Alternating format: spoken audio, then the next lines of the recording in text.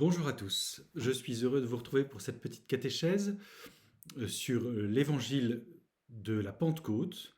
Voilà que le confinement nous a volé ces quelques temps de Pâques et de la Pentecôte et je voulais que nous le relisions ensemble.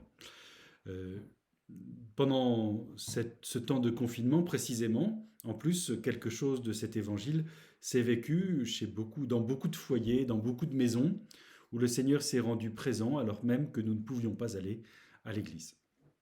Nous avions crainte non pas de la persécution, mais de la maladie, et pourtant, pour ceux qui se sont euh, ouverts à cette présence, le Seigneur Jésus a vraiment été rendu présent. Relisons donc ensemble ce tout petit passage à la lumière précisément des événements de ces jours-ci. Notre Seigneur Jésus est ressuscité et son corps est glorifié, mais le temps, l'espace, la distance, pour lui, ne sont plus une contrainte. Il veut se rendre présent dans toutes les âmes, dans tous les cœurs, partout où ses disciples sont là, et c'est par toute la terre. Aussi nous montre-t-il dans ces quelques jours de la résurrection, où il est encore avec ses apôtres, qu'il peut être ici ou là, dans les âmes, moyennant la paix de l'Esprit Saint, et dans la communauté chrétienne rassemblée.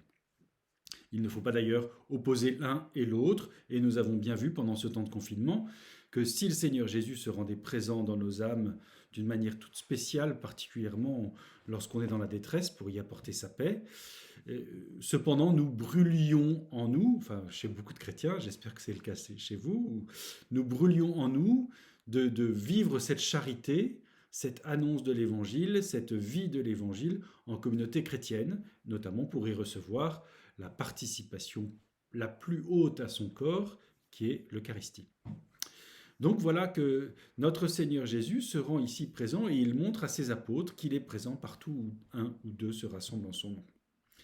Lorsque nous étions chez nous et que nous avons fermé la porte de nos maisons, le Seigneur était là, notre Père était là qui nous écoute dans le secret de nos âmes, et il se rend présent moyennant la foi et le don de l'Esprit Saint qu'il a inauguré par le baptême dans nos vies.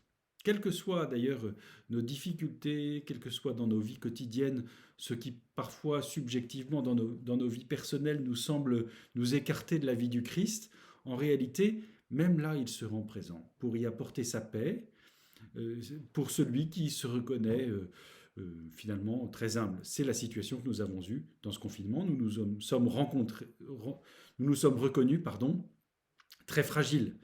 Lorsqu'il y a cette perception intime de notre fragilité, le Seigneur alors fait de nous des fils et vient combler le cœur de ses fils par le don de l'esprit et de la paix.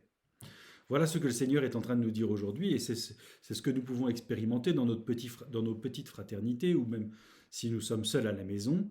Le Seigneur vient consoler les cœurs pour celui qui accepte de reconnaître cette faiblesse. Ici, elle est qualifiée de péché. Nous ne voulons pas euh, qualifier cela comme un péché en particulier, mais plutôt comme notre situation de fragilité. Mais l'Esprit Saint, que nous avons, qui suscite en nos cœurs cette grâce de la paix du Christ qui réconcilie notre cœur avec le sien, veut aussi nous amener à percevoir que nous avons besoin aussi de la communauté chrétienne et de l'Église. Nous l'avons peut-être perçu dans ces temps difficiles. C'est cela l'esprit de la Pentecôte. À la fois un esprit saint qui nous console, qui nous envoie, hein, abreuver de la joie de sa présence, mais aussi qui nous envoie parce que cette présence, nous l'avons reçue dans le corps qui était l'Église.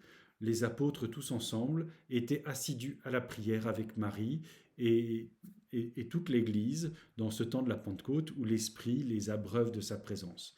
Parce que l'Esprit Saint et le Christ veulent aussi une Église, ils veulent une société. Et cette société, elle est le lieu actif de la charité entre des frères qui ne se sont pas choisis, mais qui ont été choisis par l'Esprit Saint et par le Christ lui-même. J'ai été choisi pour recevoir cette grâce immense de l'Esprit Saint. Vivons dans cette assurance que le Seigneur ne nous abandonne pas et qu'il est la source de la paix et de la joie véritable, même lorsque confinés ou dans les moments de peur, ou parfois dans la détresse de notre propre péché, nous pouvons croire que le Seigneur nous a abandonnés. Non, laissons plutôt l'Esprit Saint profondément agir et nous habiter de sa joie. Je vous souhaite à tous une très bonne fin de journée et à très bientôt.